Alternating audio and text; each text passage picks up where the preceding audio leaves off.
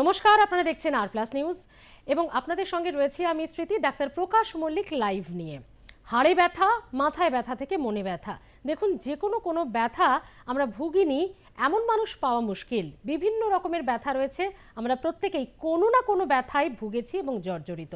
তবে জানেন কি, ভুরি ভুরি পেন কিলার খাওয়া ব্যথা নিরাময়ের সমাধান নয়, যা সাইড ইফেক্ট হতে পারে মারাত্মক। তাই পেন কিলার নয়, আপনার যে কোনো ব্যথা থেকে মুক্তির উপায় হতে পারে হোমিওপ্যাথি। কেন বলছি, আজ সেটাই আপনাদের সামনে তুলে ধরবেন আমাদের সঙ্গে শহরের বিশিষ্ট হোমিওপ্যাথি চিকিৎসক এবং আমাদের সঙ্গে রয়েছেন senior super specialist homoeopathy consultant doctor Prakash Mallick. Sir, আপনাকে স্বাগত ডাক্তার প্রকাশ মল্লিক লাইভে। স্যার, আমরা জানি যে কোনো ব্যথাতে আমরা প্রত্যেক মানুষ ভুগেছি, মানে কোনো না কোনো ব্যথা কিন্তু আমাদের অনেকেরই হয়েছে, তা সে হাড়ে ব্যথা হোক, মাথা ব্যথা থেকে মনের ব্যথা। তো এই ব্যথা নিরাময়ে হোমিওপ্যাথি অব্যর্থ দাওয়ায় আপনি যেটা 100% নিশ্চিত হয়ে বলেন, কিভাবে, কেন? হ্যাঁ, ব্যথা এ বিষয়ে একটা কথা বলি, যেটা আপনি বললেন সেটা হচ্ছে যে ব্যথা হয়নি এমন কোনো মানুষ নেই। সেই ব্যথা যে কি কষ্টকর, যা ব্যথা হয় সেই জানে। সেই জন্য কবি বলেছেন, এই যে ব্যথা কি যে ব্যথা, জানে কি আমজনে। তো এখন এই ব্যথার কিন্তু একটা স্টাডি হয়েছে, অনেক সময় মানসিকও বলা যায়, এর সঙ্গে অনেক কিছু ফিজিওলজিক্যাল কারণ আছে। এই স্টাডিটা হচ্ছে যে একজন ব্যাটেল ফিল্ড, অর্থাৎ একজন মিলিটারি অফিসার যুদ্ধ করতে গিয়ে তার পা ভেঙে গেছে, আর একজন অফিস যে বাসের থেকে পড়ে গিয়ে পা ভেঙে গেছে, দুজনকে একজন হাসপাতালের পাশাপাশি বেডে রাখা হয়েছে, দুজনের সমস্যা সেম, কিন্তু মিলিটারি অফিসারের ব্যথাটা কম হচ্ছে, কিন্তু অফিস যাত্রীর ব্যথাটা বেশি হচ্ছে। তো এই স্টাডিতে বলছে সাইকোলজিক্যাল। তার কারণটা কি, যে ব্যাটেল ফিল্ডের যিনি মিলিটারি অফিসার তিনি জানছেন আমি বেঁচে গেলাম, সেই জন্য তার ব্যথাটা ততটা লাগছে না। আর যিনি অফিস যাত্রী, তার সিএল চলে যাবে, তার বাচ্চার কি হবে, তার কাজের ক্ষতি হবে, এই জন্য ব্যথাটা অনুভব হচ্ছে। এটা একটা স্টাডি হচ্ছে সাইকোলজিক্যাল। তবে আমরা যেহেতু আজকে ব্যথা নিয়ে আলোচনা করছি, প্রথমেই বলবো মাথা ব্যথা। যদিও আমরা বলতে পারি যে মাথা থাকলে মাথা ব্যথা হবেই, কিন্তু মাথা ব্যথা খুব জটিল একটা ব্যাপার। মাথা ব্যথা সাময়িক কারণে হতে পারে, স্ট্রেসের কারণে হতে পারে, টেনশনের কারণে, তাকে বলে টেনশন হেডেক। আর কি হতে পারে না, যেটা হয় অনেক সময় ঘন ঘন মাথার যন্ত্রণা হচ্ছে, আর হচ্ছে মাইগ্রেন মানে আধকোপালে, অর্থাৎ মাথার একটা দিকে ব্যথা হচ্ছে, এবং সেই আধকোপালের লক্ষণটা হচ্ছে মাথা ব্যথার সঙ্গে সঙ্গে তার কিন্তু বমির লক্ষণ থাকবে। কিন্তু আরও যে একটা ফ্যাক্টর আছে, সেটা হলো কি না, মাথা ব্যথা যদি খুব হয়, ঘন ঘন হয়, অনেক সময় এলোপ্যাথি হোমিওপ্যাথি খাচ্ছেন, কমে যাচ্ছে কিন্তু আবার হচ্ছে, সেক্ষেত্রে কিন্তু ভাবতে হবে it may be the cause of brain tumour. তখন কিন্তু তাকে সিটি স্ক্যান করতে হবে। এবং ব্রেন টিউমার প্রসঙ্গে আমার স্পেশাল ইন্টারেস্ট, তার কারণ আমি অনেক ইন্টারভিউ বলেছি যে অ্যাকচুয়ালি আমি ব্রেন টিউমারে আমার ভাই মারা গেছিলো, এবং আজ থেকে 40-50 বছর আগে তখন আমার বাবা সর্বশান্ত হয়ে গেছিলো, এবং সেই কারণে বাবা আমাকে হোমিওপ্যাথি পড়তে বাধ্য করেছিল। এবং এই জন্য আমার কাছে ব্রেন টিউমারের প্রচুর পেশেন্ট আছে। 2-3 ধরনের পেশেন্ট আছে। একটা হচ্ছে যারা প্রথমে আসে, তাদের আর অপারেশন করতে হয়নি, কিন্তু অনেকে অপারেশন করে আবার রিগ্রোথ হয়েছে, সেই পেশেন্টকেও আমরা ভালো রাখতে পারছি। তবে এই ব্যাপারে যেটা বলতে চাই, মাথার যন্ত্রণা হোমিওপ্যাথিতে কিন্তু লক্ষণ ভিত্তিক কেন হচ্ছে, রোদ দেখে হচ্ছে কিনা, তার নেচার অফ পেন, অর্থাৎ সেটা কি হাতুড়ি পেটার মতো ব্যথা, তাহলে আলাদা ওষুধ, যদি সেটা জ্বালাকর যন্ত্রণা হয় আলাদা ওষুধ। এবং এইগুলো লক্ষণ ভিত্তিকভাবে যে হোমিওপ্যাথি ওষুধ চিকিৎসা দিয়ে ওষুধ চিকিৎসা করা যায়, তাহলে কিন্তু মাথা ব্যথা ভালো হয়ে যায়। এবং শুধু তাই নয়, এবং এই যে ব্রেন টিউমার প্রসঙ্গে বলছি, একদম ছোটোবেলায় যখন একটি বাচ্চা অনেক সময় খাট থেকে পড়ে যায়, এবং এমন কোনো বাচ্চা নেই যে পড়েনি, সেক্ষেত্রে আমাদের যে ওষুধ অনেকে বাড়িতে রাখেন আর্নিকা, কিন্তু যদি সেই ব্যথাটা এত বেশি হয়, অর্থাৎ আঘাতটা এত বেশি হয়, সেই বাচ্চাটার কান্না থামছে না, তখন যদি আপনি নেট্রাম সালভ 30 বলে একটা ওষুধ যদি খাইয়ে দেন, তাহলে কিন্তু ভবিষ্যতে তার ব্রেন টিউমারের হাত থেকে রক্ষা পেয়ে যাবেন। আর যদি বা পরবর্তী ক্ষেত্রে হয়, সেক্ষেত্রে হোমিওপ্যাথি চিকিৎসা কিন্তু অনেক কার্যকরী ভূমিকা নিতে পারে। বেশ, আমরা জানবো অবশ্যই। তবে যারা আজকে অনুষ্ঠান দেখছেন, আপনাদের কাছে খুব ভালো একটা সুযোগ, আমাদের ফোন নাম্বার কিন্তু দিয়ে দেওয়া হয়েছে স্ক্রিনে, আপনারা দেখতে পাচ্ছেন। সরাসরি আজকে স্যারকে আপনারা প্রশ্ন করতে পারেন, আপনার যা সমস্যার সমাধান সেটার একটা ছোট্ট করে গাইডলাইন আজকে পেয়ে যেতে পারেন। এবং পাশেই দেখুন বুকিং নাম্বার রয়েছে, সেই বুকিং নাম্বারে আপনারা স্যারকে দেখাতে হলে কবে, কোথায়, কিভাবে যাবেন, কোথায় স্যার বসছেন, তার ডিটেলসটাও কিন্তু আপনাদেরকে প্রোভাইড করা হবে। দর্শক বন্ধুরা রয়েছেন, স্যার কথা বলে নিই একটু, কে আছেন বলুন। হ্যাঁ, আমি সোনারপুর থেকে নিতাই ভট্টাচার্য কথা বলছি। হ্যাঁ বলুন। হ্যাঁ, নমস্কার, শুভ দীপ্র স্মৃতি ম্যাডাম। বলুন। এবং নমস্কার, শুভ দীপ্রহর জানাই ডাক্তার প্রকাশ স্যার আপনাকে। আমার প্রশ্ন, মাঝে মাঝে জামা বা টি শার্ট গেঞ্জি পরতে গিয়ে এই পিঠে এখানে ব্যথা করে প্রচুর, আবার অটোমেটিক যায়, কিন্তু যখন ব্যথা করে না মারাত্মক মনে হয় যেন মরে যাচ্ছি। এটা কেন হয়? আবার অটোমেটিক কমে যায়, সবসময় যে হয় তাই না। আর ওর সাথে যখন বিছানা থেকে ঘুম থেকে করার সময় টান টান করে শুলে কি তখন ওই রক্ত চলাচল বন্ধের জন্য তখন একটু দেখি পায়ে একটু ব্যথা করে, কারণগুলো কি? আর এগুলো কন্টিনিউ হয় না, কিন্তু যখন হয় খুব ব্যথা করে। এইগুলো সম্বন্ধে স্যার আপনার কাছে জানতে চাই। হ্যাঁ, বেশ, আপনি খুব ভালো ধন্যবাদ প্রশ্ন ফোন করেছেন। করার জন্য। আপনি অনুষ্ঠান দেখতে থাকুন। হ্যাঁ স্যার। আপনি ভালো প্রশ্ন করেছেন। এইগুলো আপনার শোয়ার দোষও হতে পারে, আপনি হয়তো একটা দিকে প্রেস দিয়ে ঘুমাচ্ছেন, সেই সময় রক্ত চলাচল বন্ধ হতে পারে। আর একটা কারণ হতে পারে এখানে ম্যাগনেসিয়াম যদি ল্যাক হয় তাহলেও কিন্তু হয়, অনেক সময় পেশিতে টান হয়। তবে এই যে মাঝে মাঝে হয় ভালো হয়ে যায়, এটার জন্য আপনি আশ্বস্ত হবেন না, অবশ্যই চিকিৎসা নেবেন। না হলে কিন্তু পরবর্তী ক্ষেত্রে এটা পার্মানেন্ট একটা ব্যথার কারণ হবে। আর এখানে কোনো সার্কুলেশন প্রবলেম হচ্ছে, প্রয়োজনে যদি আপনার লোয়ার পোর্শনে হয়, কালার ডবলার বলে টেস্ট আছে, চিকিৎসকের পরামর্শ অনুযায়ী যদি এগুলো পরীক্ষা নিরীক্ষা করে নেন তাহলে ভবিষ্যতে এই ব্যথা থেকে ব্যথাটা কিন্তু কোনো রোগ নয়, এটা একটা লক্ষণ মাত্র। এবং সেই কারণটা অন্বেষণ করে যদি আমরা হোমিওপ্যাথি চিকিৎসা করি, আমি বলি কারণ, লক্ষণ এবং মায়াজাম, এই তিনটের যদি সমন্বয়ে আমরা চিকিৎসা করতে পারি তাহলে আপনি পার্মানেন্ট কিওর হয়ে যাবেন, যেটা কিন্তু পেন কিলার খেলে হবে না। এই প্রসঙ্গে আজকে যেহেতু ব্যথা প্রসঙ্গে আমরা আলোচনা করছি, একটা প্রিকশন বা সতর্কতা দেওয়ার জন্য আমি আপনাদেরকে সবাইকে অনুরোধ করবো এই জন্যেই যে কখনোই পেন কিলার নিজে খাবেন না, খেলে ডোজটা কমপ্লিট করবেন। আর পেন কিলার, যে পেন কিলারই হোক না কেন, তার আলটিমেট এফেক্ট হচ্ছে কিন্তু সাইড এফেক্ট হচ্ছে আপনার কিডনি নষ্ট হয়ে যাওয়া। তাই পেন কিলার থেকে যত দূরে থাকবেন আপনি সুস্থ থাকবেন। এক্ষেত্রে হোমিওপ্যাথি চিকিৎসা আপনাকে সাহায্য করতে পারে ব্যথা নিরসনের ক্ষেত্রেও, এবং অবশ্যই সাইড এফেক্টের হাত থেকে রক্ষা করতে পারে হোমিওপ্যাথি চিকিৎসা। একদম সাইড ইফেক্টের কম, এবং শুধু তাই নয়, আপনি যদি পেন কিলার খান তাহলে এমন সাইড ইফেক্ট হতে পারে যা কিন্তু আপনার বিশাল একটা সমস্যা তৈরি করে দিতে পারে। সেক্ষেত্রে হোমিওপ্যাথি অনেকটাই কিন্তু নিশ্চিন্ত এবং নিরাপদ। স্যার, আমরা মাথা ব্যথায় ছিলাম। মাইগ্রেন সাইনাস যেমন একটা এই মুহূর্তে অত্যন্ত একটা হিট টপিক, যে এখানে প্রত্যেক মানুষেরই প্রায় হয়। আরও একটা সমস্যা হচ্ছে 30-40 পেরোলেই আর্থেরাইটিস, হাড়ে ব্যথা, গাঁটে ব্যথা, জয়েন্টে ব্যথা, বাতের ব্যথা, মানে এ ব্যথার যেন শেষ নেই। তো সেটা কিভাবে হোমিওপ্যাথি ট্রিটমেন্ট? অ্যাকচুয়ালি আমি মাথা থেকে গোলাতে আসতে চাইছি যে গোলায় ব্যথা, আচ্ছা, বেশ। এবং সেই গোলাটা মানে হচ্ছে টনসিলের জন্য হতে পারে। এবং যেহেতু আপনি একটা কথা বলেছেন যে সাইনাসও কিন্তু মাথা ব্যথার কারণ। অনেকে আবার বলে যে চোখের জন্য হতে পারে, এবং সেটাও কিন্তু চোখের পাওয়ার যদি বেড়ে কমে যায় তাহলেও হতে পারে। এবং গলায় ব্যথা হচ্ছে টনসিলের কথা যে বললাম, টনসিলটা যদি ম্যালটিটেড হয় তাহলে টেপ্টোকক্কাস হিমোলিটিকাস বলে একটা জার্ম আছে, সেই জার্মটা রক্তে চলে গিয়ে তখন আর্থাইটিসে চলে আসতে হবে, that is rheumatoid arthritis, that is very dangerous. এবং এসোটাইটার বলে একটা জিনিস আছে, এটা যদি বেড়ে যায়, যদি আপনি ট্রিটমেন্ট না করেন তাহলে আলটিমেট কিন্তু আপনার হার্টের ভালভ নষ্ট হয়ে যাবে। এবং আমরা অনেক সময় ওয়ার্ল্ড ফেডারেশন হোমিওপ্যাথি, যেহেতু আমি একজন সভাপতি, সেই জন্য আমরা কিন্তু অনেক স্কুলে প্রোগ্রাম করি। তখন অনেকের জিজ্ঞাসা থাকে যে স্যার একদিন এসে কি হবে। আমরা স্কুলে বা কলেজে গিয়ে এই রকম যদি রিউমাটয়েড আর্থাইটিসের পেশেন্টকে ডিটেক্ট করতে পারি একজনকেও, বা করেছি আমরা, সেক্ষেত্রে তার হার্টের ভাবটা নষ্ট হয়ে যাওয়ার হাত থেকে রক্ষা করে দিতে পারি। তাই কোনোটাই ব্যর্থ জিনিস নয়। তো যাই হোক, এই রিউমাটয়েড আর্থাইটিসের কিন্তু প্রথমে বুড়ো আঙুলটা ফুলে যাবে, তারপরে প্রত্যেকটা জয়েন্টে পেন হবে, এবং আলটিমেট যদি ট্রিটমেন্ট না করেন তাহলে হার্টের ভালভ নষ্ট হয়ে যাবে, যার জন্য লক্ষ লক্ষ টাকা খরচা হবে। এক্ষেত্রে হোমিওপ্যাথি আমাদের ট্রিটমেন্টের মাধ্যমে আর্থাইটিসটা, রিউমাটয়েড আর্থাইটিস যেমন ভালো হবে, অ্যাজ ওয়েল অ্যাজ সেক্ষেত্রে কিন্তু হার্টের ভালভটা নষ্ট হয়ে যাওয়ার সম্ভাবনা থেকে অনেকটাই দূরে রাখা সম্ভব হবে। আর আর্থাইটিসের ক্ষেত্রে, আর্থাইটিস আর হোমিওপ্যাথি চিকিৎসা নিয়ে আমাদের একটা বইও বেরিয়েছে, আমি এবং আমার ছেলে ডাক্তার পার্থসারথী মল্লিক।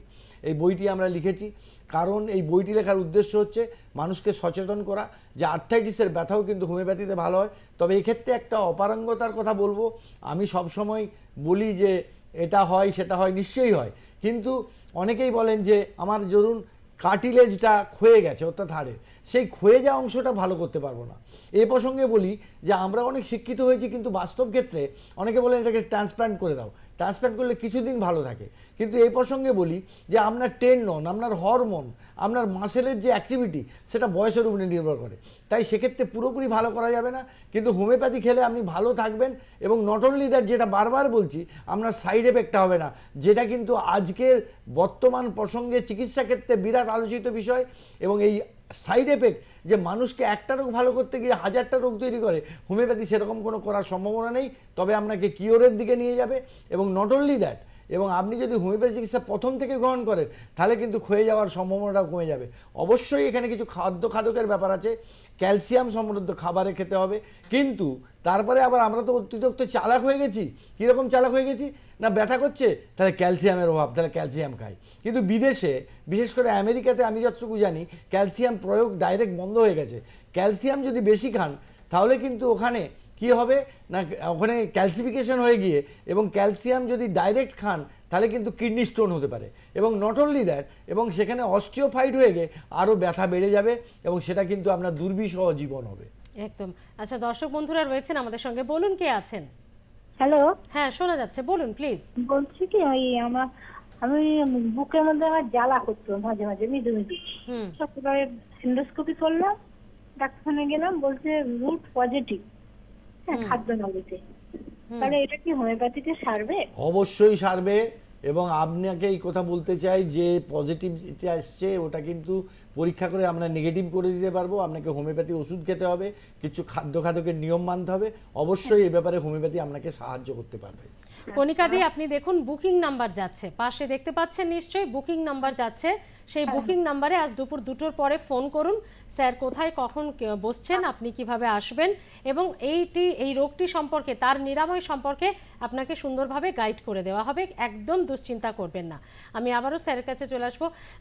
স্যার, আমরা জানি যে আপনি একদম যেটা বলছিলেন যে মাথা থেকে গলায়, এবং তারপর আপনি ধীরে ধীরে বিভিন্ন রকম ব্যথার এবার কথা বুকে আসতে পারে। হ্যাঁ, এই জায়গা থেকেই আমি অবশ্যই বলবো যে বুকে ব্যথা, এটাও কিন্তু আমরা অনেকেই ভাবে বুকে ব্যথা মানেই বোধহয় হার্টের ব্যথা বা হার্টের সমস্যা।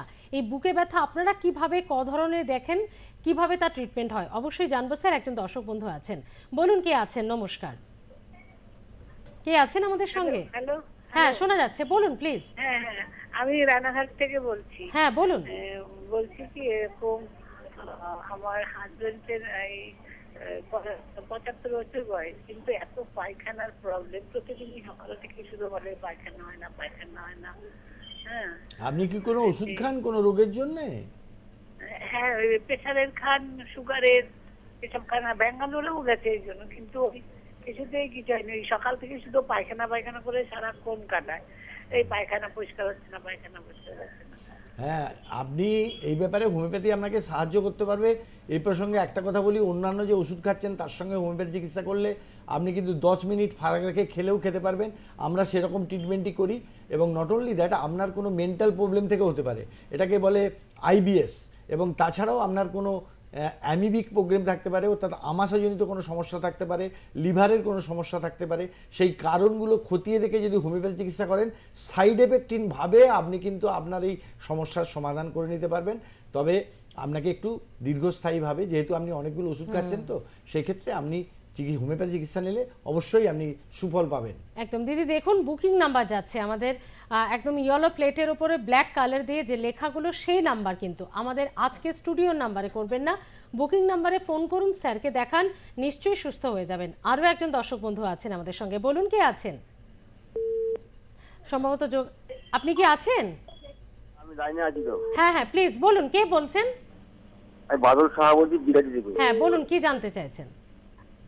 বলছি যে আমার মিসেসের হুম, মানে কোমর থেকে ব্যথাটা নিচের দিকে নামে। আচ্ছা। কখনো একটা পায়ে হয়, কখনো দু পায়ে হয়। হুম হ্যাঁ, কখনো এক পা হয়, কখনো দু পায়ে তো হয়। হুম এবারে আমার মিসেসের মানে কোমর থেকে হুম ব্যথাটা নিচের দিকে নামে। হুম আমরা এই জায়গায় ডাক্তার দেখিয়েছি, অনেক ডাক্তার, তো এটা কমে কখনো বাড়ে, কখনো কমছে, কখনো বাড়ছে। আপনি কি হোমিওপ্যাথি ডাক্তার দেখিয়েছেন? পার্মানেন্টলি কোনো সলিউশন নেই। তা আমি ডাক্তারবাবু সেই ব্যাপারে জানতে চাই।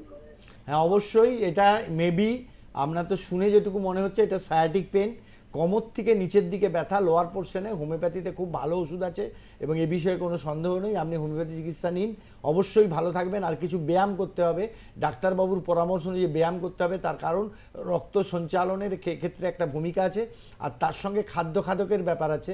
আপনি যদি ইউরিক অ্যাসিড জনিত সমস্যায় ভোগেন তাহলে টমেটো, মুসুর ডাল, পুঁই শাক, পালং শাক, ছাগল মাংস খেতে পারবেন না। এবং যদি আবার আপনার স্ত্রীর যদি বংশগতির ধারায় যদি এই ব্যথাটা থাকে, সেক্ষেত্রে হোমিওপ্যাথি চিকিৎসা আপনাকে সর্বতভাবে সহযোগিতা করতে পারে। একদম আপনারা বুকিং নাম্বারে ফোন করুন। দেখুন আমাদের পাশে যে নাম্বারটি যাচ্ছে এই জায়গায় দেখুন, এই নাম্বার দুটোর যে কোনো একটাতে ফোন করবেন, দুটোর পরে অবশ্যই স্যার কোথায় বসেন জানিয়ে দেওয়া হবে এবং একটু ধৈর্য ধরে ওষুধ খান। নিশ্চয়ই এত জটিল রোগের সমস্যার সমাধান হচ্ছে, আপনাদেরও সমস্যার নিশ্চয়ই নিরাময় হবে। স্যার আমরা বুকে ব্যথায় ছিলাম, বুকে ব্যথা কিভাবে হোমিওপ্যাথিতে ট্রিটমেন্ট হয়? হ্যাঁ, বুকে ব্যথা হচ্ছে প্রথমেই আমাদের কোনো ইনজুরি হতে পারে, বাসে লেগে যেতে পারে কোনো কারণে, সেই ব্যথাটা তো সহজেই ভালো হয়ে যাবে হোমিওপ্যাথি চিকিৎসার মাধ্যমে।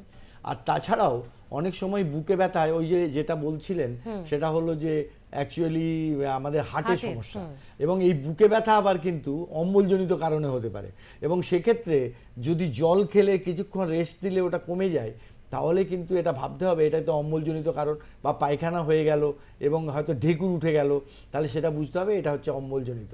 কিন্তু যদি সেটা অনেকক্ষণ ধরে হয় এবং ঘামতে থাকেন, তাহলে কিন্তু হার্টের রোগের কথা ভাবতে হবে। তখন সেখানে ইসিজি করা বা অন্যান্য লক্ষণগুলো দেখে বা পরীক্ষা নিরীক্ষা করে সেই মতো আমাদেরও কিন্তু হার্টের চিকিৎসা আছে, আপনারা ভাববেন না। এবং আমার একটা হৃদরোগ হোমিওপ্যাথি চিকিৎসার উপরে বই আছে, এবং অনেকে ভাবেন, এবং এক্ষেত্রে কোলেস্ট্রলজনিত সমস্যা যদি আমরা প্রথম থেকেই যদি এলএফটি করে তার কোলেস্ট্রলের সমস্যা সমাধান করে দিতে পারি, তাহলে হার্টের ব্লকেজ পর্যন্ত ভালো হয়ে যায়। আমার এই 40 বছরের চিকিৎসক জীবনে সে অভিজ্ঞতা আমার হয়েছে। যাই হোক, আর একটা ব্যাপার হচ্ছে যে আমাদের যে পাঁজরের দুটো ফাঁক আছে, ইন বিটুইন টু মানে পাঁজরের মাঝখানে ইন্টারকস্টাল পেশে ব্যথা হয়, তার জন্য আমাদের নির্দিষ্ট ওষুধ আছে। আর যদি লাংসে কোনো প্রবলেম হয় এবং যদি লাংসের যে স্যাক থাকে তাকে বলে পুরা, সেখানে যদি জল জমে, দ্যাট ইজ পুরাইটিস, তার জন্যও কিন্তু হোমিওপ্যাথি ভালো ওষুধ আছে। এক্ষেত্রে এক্সরে করে দেখে নিতে হবে। আরও একটা ব্যাপার হচ্ছে যে আমরা যদি টিউবারকুলার কোনো প্রবলেম হয়, অর্থাৎ টিবির জাম থেকেও কিন্তু যা তার লাংসে এফেক্ট হতে পারে, তার জন্য ব্যথা হতে পারে। তাই বুকে ব্যথাও কিন্তু অনেক সময় আমাদের সেই সমস্যার সমাধান করে দিতে পারি। আর আমরা অনেক সময় স্ট্রোক হলে ভাবি যে আমাদের ব্রেন স্ট্রোক হয়েছে, কিন্তু আসলে আমরা কিন্তু সেই সত্যি কথা, এনি স্ট্রোক কিন্তু ব্রেনেই হয়। আর আমরা বুকে হাত বুলাই, আসলে সেই সময় হার্টের সার্কুলেশনটা কমে যায় বলে আমাদের এখানে একটা ব্যথা অনুভব হয়, তখন সেই ব্যথাটার জন্য আমরা বুকে হাত দিয়ে সেটা অনুভব করি। তাই স্ট্রোকটা কিন্তু হয় ব্রেনে। তার জন্য মানসিক সমস্যা থাকলে হতে পারে, এবং তার সঙ্গে কোলেস্ট্রল বা অন্যান্য কোনো সমস্যা থাকলে হতে পারে। সেক্ষেত্রেও বুকে ব্যথার চিকিৎসাও কিন্তু হোমিওপ্যাথিতে সম্ভব। একদম, অর্থাৎ দেখা যাচ্ছে যে সমস্ত ধরনের, যেটা শুরু করেছিলাম, আর আপনাদের জানিয়ে রাখবো এক দুটি নয়, স্যারের লেখা 90টি বই রয়েছে, যেখানে বহু জটিল থেকে জটিলতম যে চিকিৎসা, যে রোগ, তার নিরাময় কিন্তু সেই বইগুলিতে রয়েছে। এবং আগামী প্রজন্ম বা আরও যারা হোমিওপ্যাথি চিকিৎসা নিয়ে পড়াশোনা করতে চায়, স্যারের এই গবেষণা তাদের জন্য সত্যি পথ দেখাবে। আর সব মিলিয়ে কিন্তু আমরা ব্যথার আজকে এপিসোডে রয়েছি, যে কোনো ধরনের ব্যথা যদি আপনার থাকে অবশ্যই ফোন করুন।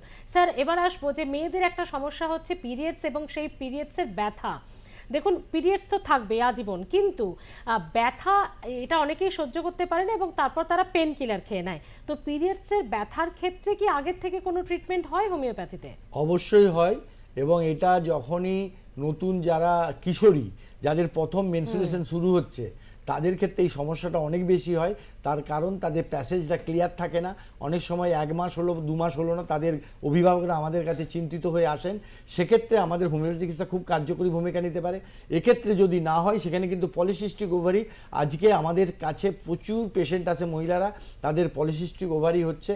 তার কারণ তাদের হচ্ছে আমরা যে ফাস্টফুড খাচ্ছি, এবং আমাদের লাইফস্টাইল, এবং যে ঘুমাতে যাওয়া, এবং আমাদের জল নিয়মিত না খাওয়া, এবং তার সঙ্গে হরমোনাল ডিসব্যালেন্স, তার সঙ্গে টেলিফোন অর্থাৎ মোবাইল ফোনটাও কিন্তু আমাদের হরমোনাল ডিসব্যালেন্সের জন্য একটা কারণ হতে পারে।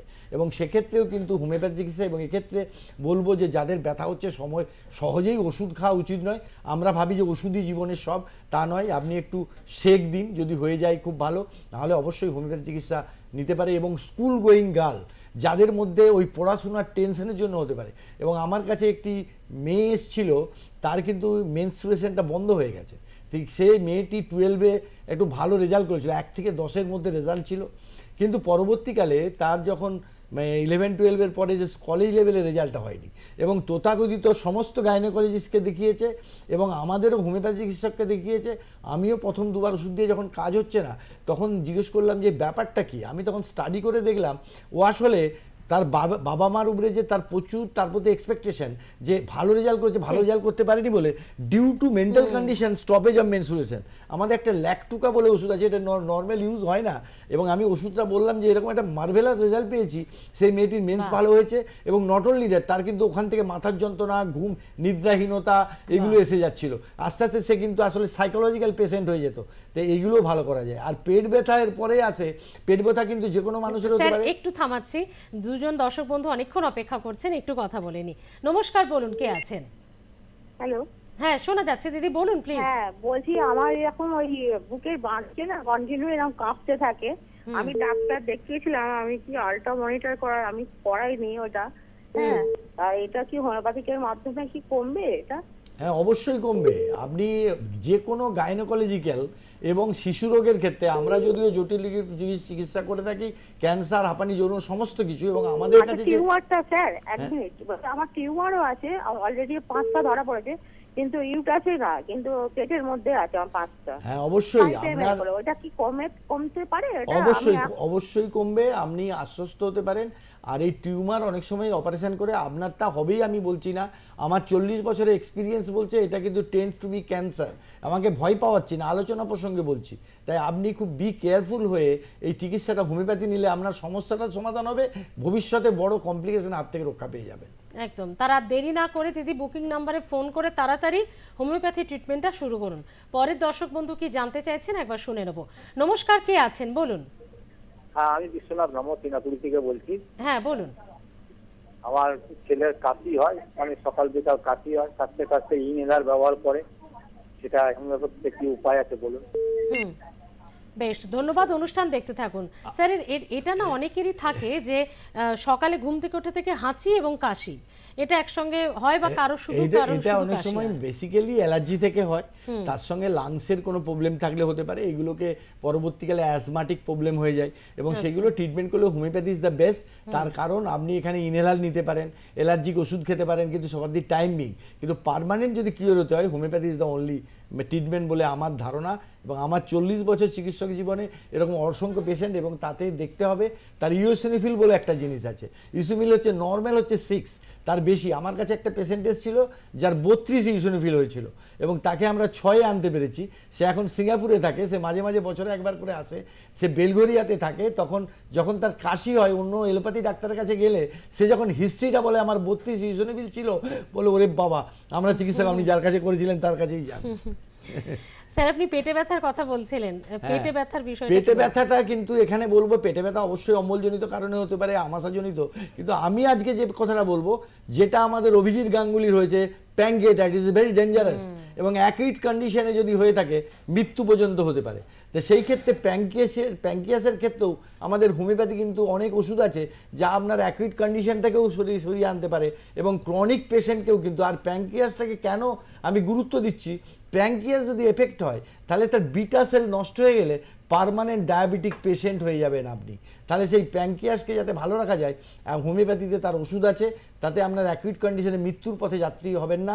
এবং সেই সঙ্গে সঙ্গে হোমিওপ্যাথি যদি চিকিৎসা আপনি গ্রহণ করেন, প্যাঙ্কিয়াস ভালো রাখা মানে আপনার কিন্তু ডায়াবেটিস থেকে অসংখ্য রোগ, আর ডায়াবেটিস কিন্তু হাজার একটা রোগের কারণ, সাইলেন্ট কিলার বলা হয়। তাহলে বুঝতেই পারছেন এক্ষেত্রে কিন্তু অবশ্যই আপনাকে ইউএসজি করে দেখে নিতে হবে যে প্যাঙ্কিয়াসে ঠিকঠাক আছে কিনা।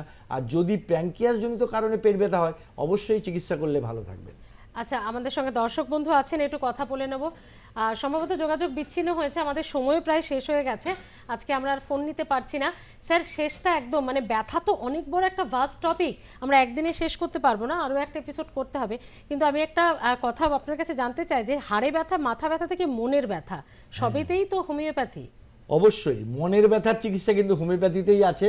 এবং আমি মনের ব্যথা মানে কি, যদি ডিসঅ্যাপয়েন্টেড লাভ এবং মানুষের যে মানসিক চাপ, মানুষের না পাওয়ার যন্ত্রণা, এগুলোও কিন্তু হোমিওপ্যাথি কনসার্ন করে, এবং হোমিওপ্যাথি যে সাইকোলজিক্যালি ট্রিটমেন্ট করে।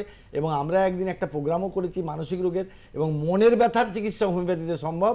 তাই মনের ব্যথা, দেহের ব্যথা, সব ব্যথার চিকিৎসাই হোমিওপ্যাথিতে সম্ভব। এই বার্তাটা আজকে আমরা এই প্রোগ্রামের মাধ্যমে দিতে চাই। অনেক ধন্যবাদ স্যার, আপনি ভালো থাকুন, এভাবেই সকলের ব্যথা সারাতে থাকুন। আগামী প্রজন্ম আপনার কাছ থেকে হয়তো অনেক কিছু শিখছে, বিশেষ করে যারা হোমিওপ্যাথি চিকিৎসা নিয়ে পড়াশোনা করবে। আজ এ পর্যন্তই, আপনারাও সঙ্গে থাকুন, দেখতে থাকুন আর প্লাস নিউজ, সবার আগে সবার পাশে।